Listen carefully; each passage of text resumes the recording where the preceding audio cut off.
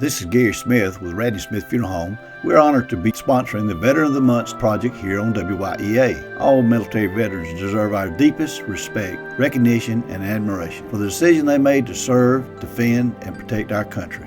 It is an honor to be a part of sharing some of their stories. Our Veteran of the Month for January is Mr. Frank Thacker. Mr. Thacker, a World War II veteran, entered the Army in October 1943 and served through April 1946.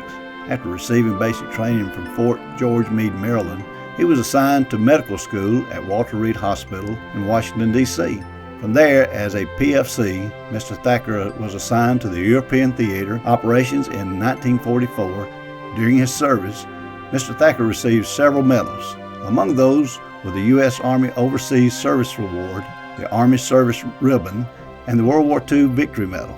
My name is Frank S. Thacker, Jr. I am a World War II veteran. I went overseas and I have a funny tale I like to tell about my trip across the Atlantic. The Atlantic Ocean was full of German submarines. They processed us in the Indiantown Gap, Pennsylvania, went up to Camp Kilburn, New Jersey.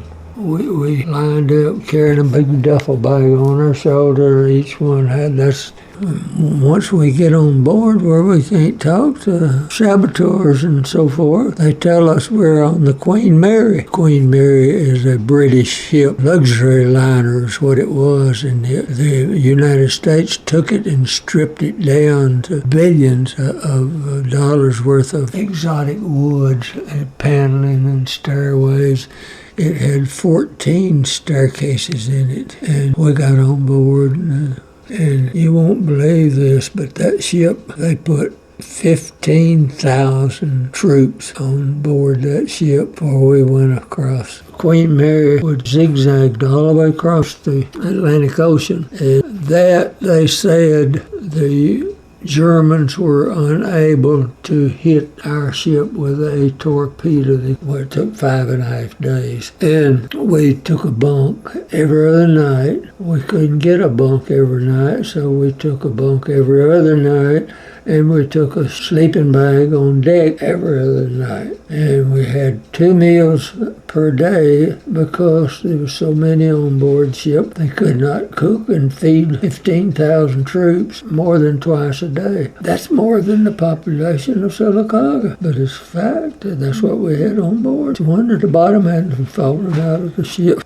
I got this little German camera that fits in your pocket.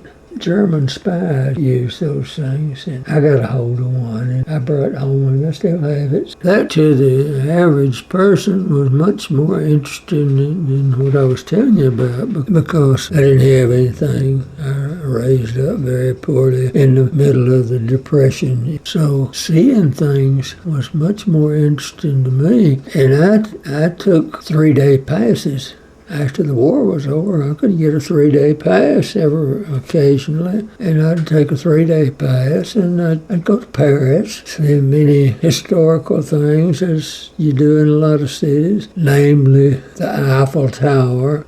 I saw Napoleon's tomb, Notre Dame Cathedral in Paris, and in other places, Germany. I saw every city in Germany was nothing but a pile of brick. We didn't have enough time to come home. So they put us up where we were stationed there in Ingolstadt, Germany. They put us with SS troops. If I was working on somebody and they had been shot and they were in pain and about to die, and I was trying to save their lives, I expect I made a big impact. I would say average, nothing other than average. GI, oh, heaven on earth. Everybody wanted to get back home, just as fast as you could get there. 6 months, my first 6 months in the military, I thought I would die. I hadn't seen my mama, my dad, my brothers and sisters. But, I got over it after the first 6 months. It's just the fact that,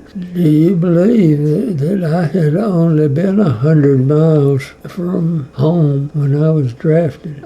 I was born and reared in Fort Payne, Alabama, and stayed there until I was drafted. What is that saying? You can't take the country out of the boy, but you can take the boy out of the country. I don't know what it is, but anyway. I was able to go and to serve my country where they needed me, not where I wanted to go. It was a privilege and an honor for me to serve my country, help bring peace to my country. That's my honor. It's an honor for me to have served. Congratulations to Mr. Frank Thacker, our Veteran of the Month for January. We would also like to thank the American Legion Post number 45 for helping with the selection process. This is Gary Smith of Radney Smith Funeral Home in Silicon.